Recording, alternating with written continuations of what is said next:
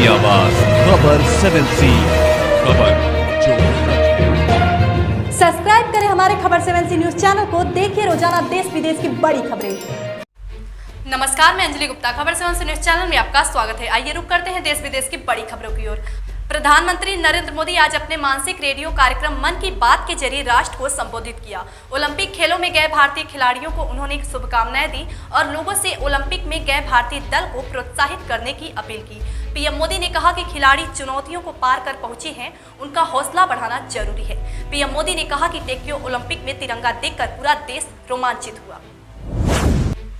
Corona virus के प्रसार को रोकने के लिए लागू लॉकडाउन और ऑनलाइन कक्षाएं के बीच स्कूल जाने वाले बच्चे के स्मार्टफोन और इंटरनेट के यूज को लेकर राष्ट्रीय बाल अधिकार संरक्षण आयोग NCPCR एक अध्ययन किया है। इसमें पता चला है कि देश में 10 साल के कम उम्र के बच्चे सोशल मीडिया पर सक्रिय हैं।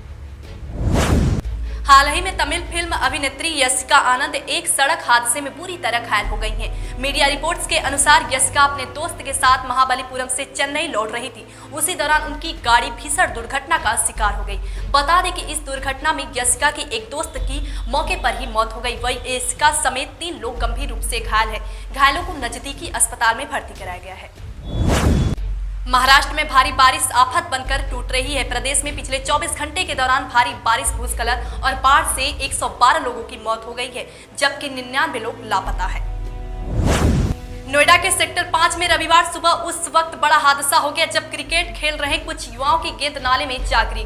क्रिकेट की गेंद को निकालने के लिए 4 युवक सीवर में उतरे। बताया जा रहा है कि इन 4 में से 2 युवकों की सीवर में ही मौत हो गई, जबकि 2 के घायल होने की सूचना है।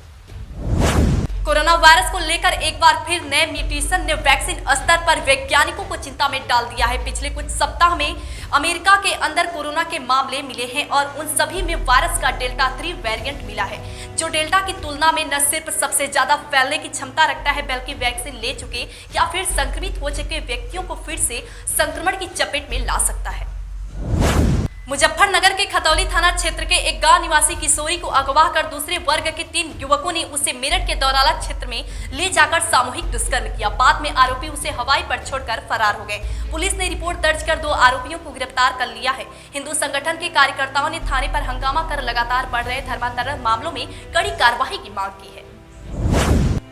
मेरठ बिजनौर किसान ट्रैक्टर यात्रा आज गाजीपुर बॉर्डर के लिए रवाना होगी। हाईकमान ने यात्रा को बेगम पुल से वाया कंकड़ खेरा NN 58 से निकालने को कहा है। वही किसान यात्रा को शहर के अंदर से दिल्ली रोड होते हुए निकालने पर अड़े हुए हैं। देर रात तक इस बारे में कोई फैसला नहीं हो सका है।